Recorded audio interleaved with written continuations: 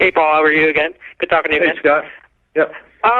We know in the past Vince McMahon has been hot and cold when it comes to women's wrestling. I was just curious, was it a hard sell for you to push, let alone them and Bayley and Sasha in the main event, let alone in a 30-minute match of this caliber?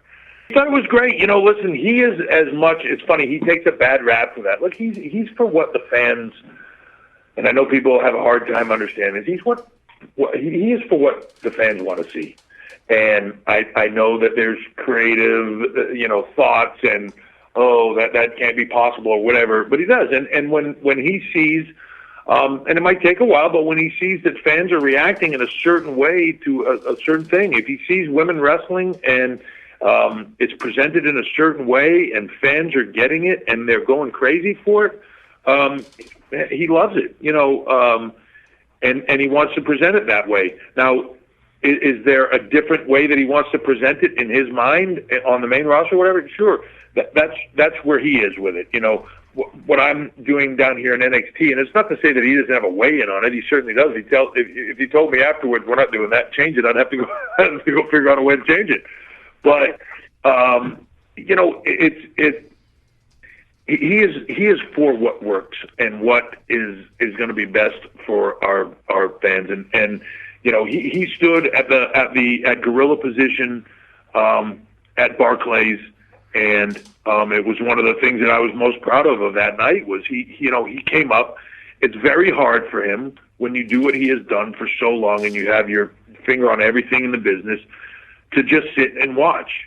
And he debated on not coming because I think he didn't want to step on anybody's toes or mine and I would have been disappointed if he didn't, but he came and he stood at Gorilla and he just watched the show. And he was clapping and he was, smiling and having a great time. And I don't know when the last time he just sat and watched a show was, because he's always producing it and he's always got a responsibility for it.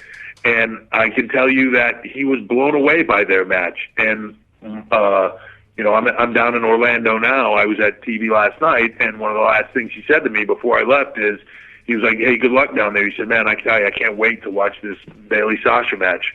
I can't wait. It's going to be awesome. That's one of the last things he said. So, he's a fan of it, too.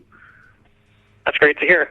And also, we're talking about, Bayley and Sasha, but another match on the card involving women's wrestling, it's a big deal, is Asuka finally making her in-ring debut. Just talk about what that means for the women's division and also having her opponent and Dana Brooke. And, this is kind of her big match as well.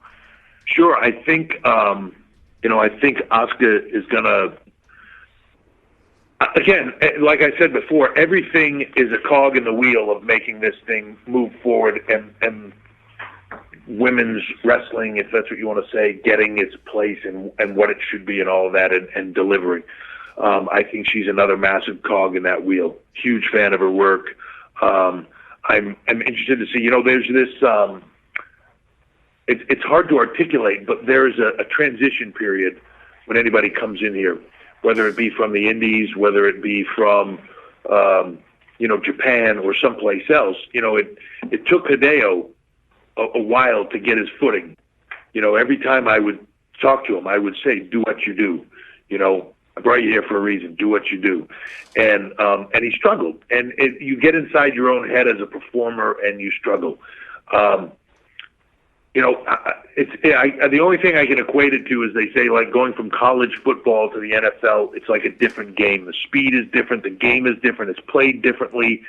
And it takes players a while to get used to the difference and to begin to excel again. And some never do. I think it's the same thing in this. And, but I can tell you just by seeing a little bit that she's done with us already, she is an uber professional. She is beyond ready for this, and I'm just expecting huge things out of her. I think she's going to be phenomenal, and she just has this innate charisma to her that is, I think, again, another giant cog in the wheel of moving the women's wrestling movement forward.